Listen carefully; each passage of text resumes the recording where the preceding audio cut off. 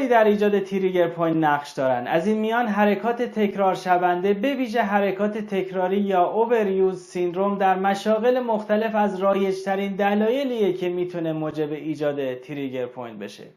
خستگی‌های عضلانی و خستگی عمومی بدنی، کشیدگی عضلات، ورزش سنگین، استفاده‌های طولانی مدت از یک عضله، استفاده نادرست و یا استفاده نکردن از یک عضله نیز تا اندازه زیادی شانس ابتلا به تریگر پوینت رو افزایش میده. اصلی ترین ویژگی عضلات بدن خاصیت انقباض و انبساطه. یک عضله وقتی در بهترین حال خودش قرار داره که بتونه به خوبی منقبض و منبسط بشه.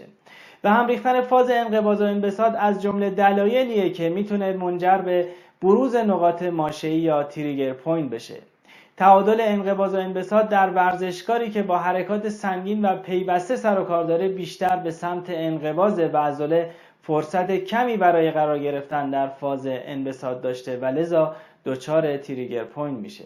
همچنین افرادی که در وضعیت‌های ثابت طولانی قرار میگیرن نیز فرصتی برای انبساط عضلات نگهدارنده بخش‌های پشتی بدن ندارند که باز هم در معرض ابتلا به تریگر پوینت هستند.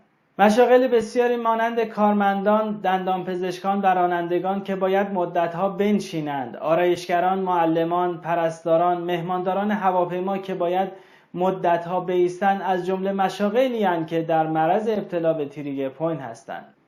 افرادی که فعالیت جسمانی کمی دارند و آنچنان اهل ورزش هم نیستند بیشتر در حالت انبساط عضلانی هستند و عضلاتشون کمتر به حالت انقباض میره. این حالت هم میتونه علت دیگه‌ای برای ایجاد تریگر پوینت باشه.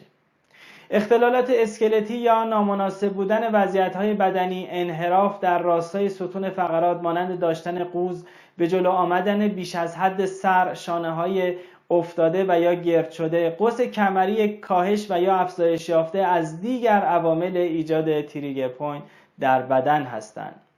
نابسامانی‌های قامتی میتونن نیروی وارده به عضلات بدن رو افزایش بدن و از اونجایی که این نیروها سالها به بدن وارد میشن تدریجاً موجب تغییر در فیبرهای عضلات و ایجاد نقاط ماشعی دردناک میشن.